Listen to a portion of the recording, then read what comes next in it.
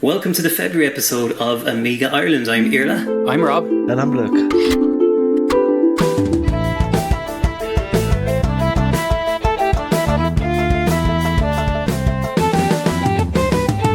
And it's our first episode of 2022, just after the event, and a massive thanks to everybody who showed up, flew in from overseas and risked the the COVID checks at the airport. It was great. And for those who attended online, any prizes that you're waiting on are in the post already. So, we're joking. There was no event this year. The tickets never went on sale.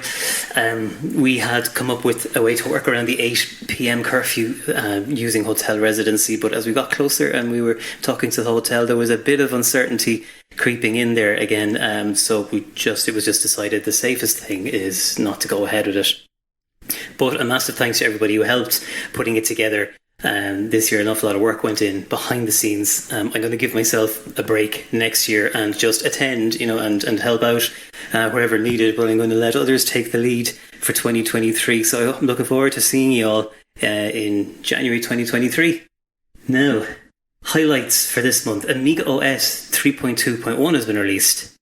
There's a new firmware for the TF1260. And a brilliant port of Green Beret. And let's move on to the news. Amiga OS 3.2.1 has been released.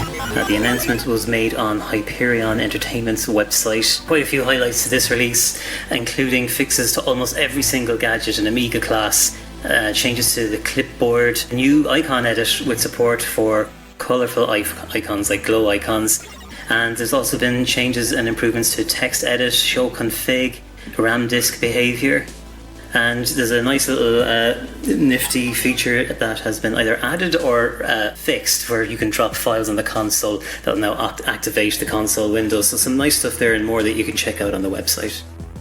Yeah, and one of the key things was a fix to graphics library that allows Scala to work again, because it was working in 3.4 and it broke in 3.2.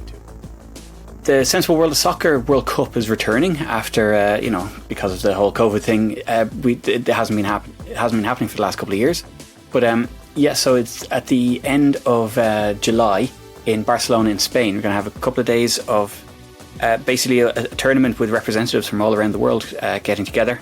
And so we'll sort of decide a world champion of sensible soccer.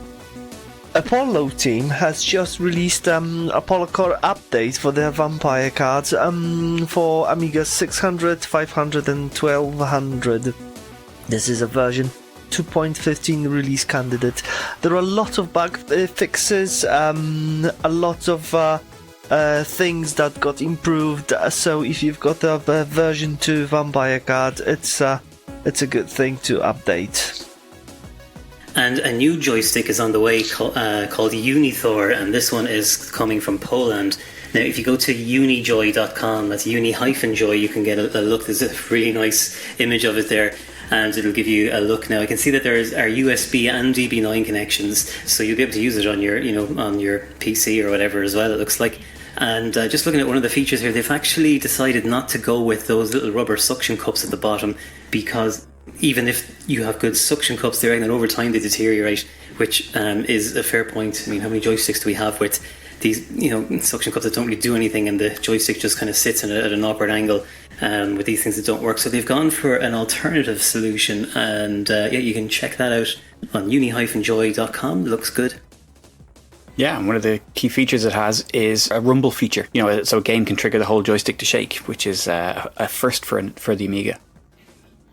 Now, there's a new firmware available for the Terrible Fire 1260. So this is sort of a fairly recent new board, and it's still under development from Terrible Fire, and it fits the A1200. And up until now, the firmware has been working, but this new firmware is a bit of a rewrite from the ground up, and it allows much faster chip RAM access, so you don't get your slowdowns that were an issue with some games where chip RAM access was critical.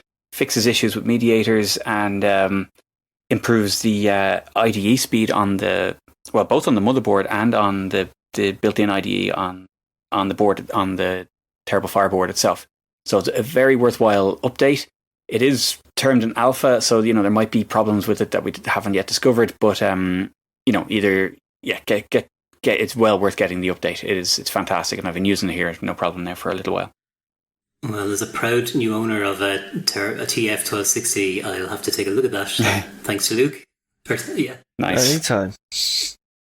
Rasport has released a new mechanical keyboard. It's called KA59. It looks very sturdy, and it's got the nice Cherry MX switches. So if you'd like to try the MX, the Cherry and the mechanical keyboard, go to rasport.pl.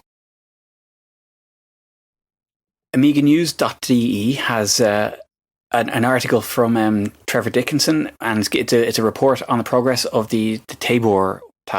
This is the air quotes next gen A1222 machine. So it's an OS 4.1 machine that has been in the works for a few years now, and the intention is that it's a sort of an entry level machine, so it's relatively affordable compared to the X1000 and the X5000, which are crazy money, really. But it's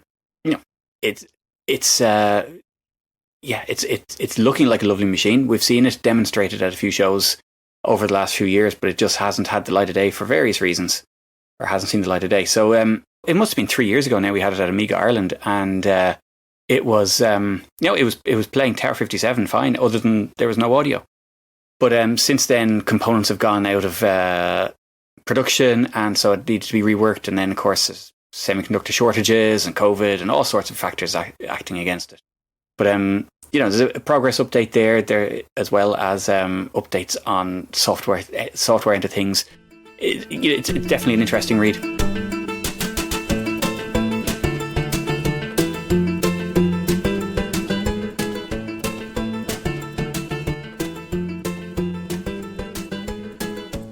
Now, Nightmare has had an Amiga port, and it was ported by none other than Hoffman. So already you can expect something good, but the graphics look absolutely gorgeous on this. It came from the MSX, and it was created by Konami, who've had some great games. The original game has been fully disassembled to ensure accurate gameplay, so wow, straight away. All graphics remastered by Tony Galvez. There's a new titles and loading screens, high quality Amiga enhanced sound effects. All the bosses have unique Amiga enhanced soundtracks. There's a new high score table with automatic saving to disk. Built-in auto fire, 50Hz or 60Hz gameplay option, and secret power-ups if you can find them. And it's compatible with all Amigas running a 0.5 meg chip and a 0.5 meg other RAM. So this looks absolutely fantastic. You can support Hoffman on bandcamp.com by going to hoffman.bandcamp.com, and you can check out the link to this game in our show notes.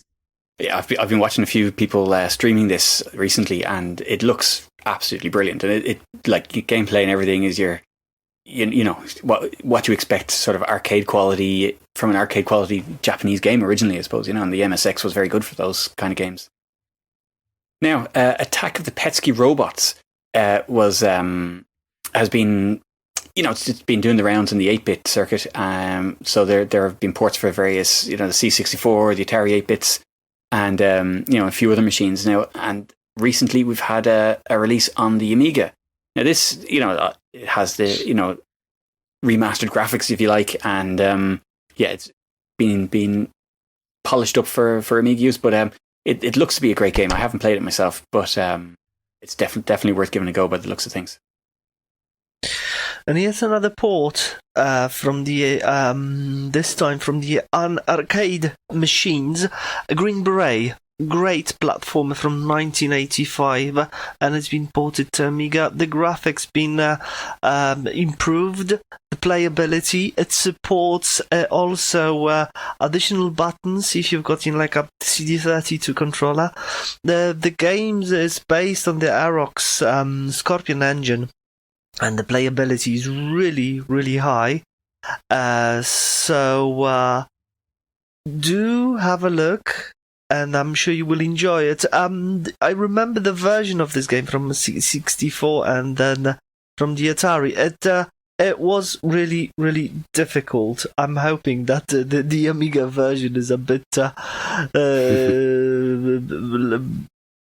better if it comes to that. Yeah, I had it on the Atari 8-bit, and it was rock hard. It was difficult, it was very difficult on C64 as well. Yeah. Sometimes even like frustratingly difficult. Yeah, absolutely. Now, for any of you who know or don't know of the game Choctris, it was originally debuted during RetroComp in 2018, and it has been updated by Robert, aka Fabrizo. Now, this is a clone of Tetris, which is described here as not having special features that distinguish it from the original, but at the same time, don't disappoint if you're a fan of games of that kind. Now, what's nice about this is the fact that it looks actually really nice. You should go check it out. It has a module player built in, which can also not only let you play music simultaneously with the sound effects, but play music from audio tracks of the disc if the game is launched from CDTV or CD32. And there's also bookmark memory used to store the high score list on a CDTV, which is really nice. And they've expanded some game modes. So that's actually really nice to see. I do like a bit of Tetris from time to time. Unitor joystick that we were saying about earlier. Now, it's been shown here with being used with the game Jump. Now, if anyone hasn't seen this, this is a great sort of arcade kind of, bouncing a ball through a tunnel. It's a fairly abstract game, but it looks excellent, and it's the first game to actually use the force feedback and rumble feature of this joystick. So check it out. The link's in the show notes. Astral Blocks Revisited is now available for free download. It's a digital download. It's a beautiful version of Sokoban, and it is available from cdlabel.eu. The game is really, really polished with great graphics and great music. Now, Rick Dangerous, a very well-known and popular game on the Amiga and the Commodore 64, if I remember right, was developed by Core Design back in 1989, and it has had an AGA version released. Now, it's released as a beta, but you can download the beta and you can try it out, and you can check out the graphics for yourself. Now, I'm looking at Indie Retro News here, where they have a gorgeous screenshot. Honestly, it just makes it look like an entirely new game. And they have some video playback as well from somebody's YouTube channel on YouTube. So they have some progress made on some of the levels. South America is almost done. Egypt is 70% done, and so on and so forth. So really good to see, and I'm looking forward to playing that. Robot Jet Action is a new platformer for the C64, and this again, I haven't played it. I don't even think it's actually available yet, or what the story is, but I've looked at some screenshots of it, and it looks absolutely gorgeous. This is a very, very impressive work for a C64. But check it out. There's a link to the article on Indie Retro News, and it looks stunning. I think it is available for download actually, and I think there's even a video, and the music and the graphics is absolutely beautiful. If it comes for C64. We've got another port. This time it's a port from Spectrum. And it's Target Renegade. And it's a great teaser for Amiga with improved graphics and improved music. I've seen a lot of versions of that game. I've seen and played actually the version for C64 and Amstrad. They are pretty alright, but I still think the Spectrum version is the best one. The playability is absolutely magnificent. So this version actually for Amiga looks like it's been based on the Spectrum version. So I really look forward to it. And that's it, not only for the news and games section, but it's for this episode. We are a little stuck for time this month, so we don't have our discoveries and we don't have our Ask Amiga. I'd like to say a quick hello to Alex, who came over from Rome to visit in Galway. It was really nice to meet you, Alex, and I really appreciate the gift of the gamepad with the DB9 connection, because there are some games that I like to play more of, but just the joystick, I think I'm getting too old for using the joystick on some games. So this is great. I'm going to be back out of retirement again into gaming, thanks to that. And I'm looking forward to seeing you again soon. And also, one discovery that I would like to mention is that AmiGemini, basically it's an internet browser for the alternate new upcoming web, has had quite a few updates as of late and is well worth checking out. And if you haven't downloaded it or checked it out, if you haven't emulated Amiga, you'll have no issue running it and connected to the internet. And if you have internet on your Amiga itself, of course, you can work that way. There are a lot more Gemini websites popping up, and one of them, of course, is the AmigaIreland Gemini website. So we're working on that, and we'll be working on that over the next year. And also, there will be some new interesting stuff coming to the original Commodore group of Ireland, who were Coogie, the Computer Users Group of Ireland. I think was it. So that's Coogie.com is their website, and they were the first real Commodore and Amiga user group of Ireland that predate us, and they are going to be releasing some printed only material that they used to have in text format in the future. So it's well worth bookmarking and possibly keeping an eye on. And I imagine these things will come out on Gemini format, as well as probably HTTP, so you can visit it on your browser. But well worth checking out. Carl has brought in a lot of new features. He has added bookmarks, theming, all kinds of stuff. So you can really do great stuff with AmiGemini, and it is the fastest way to browse the Gemini web at the moment, and it's a fantastic experience. You know, I'm fully converted. Guys, have you tried it? I haven't. I have, on and off. I've tried it, not recently, and I know that there's probably at least 2 builds released since I have actually installed it and tried it, but it is excellent. Yeah, so fast. That's what I really like about it. It's unbelievable, you know, because it's you know, all the content is there, or well, you know, the content that is there is there. It's very it's almost instant.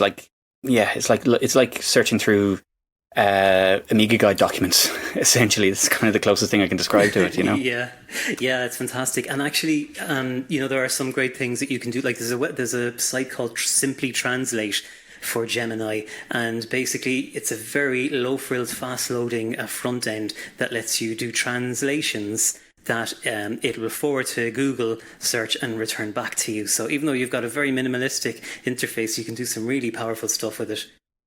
Bye-bye. Bye-bye. Bye-bye.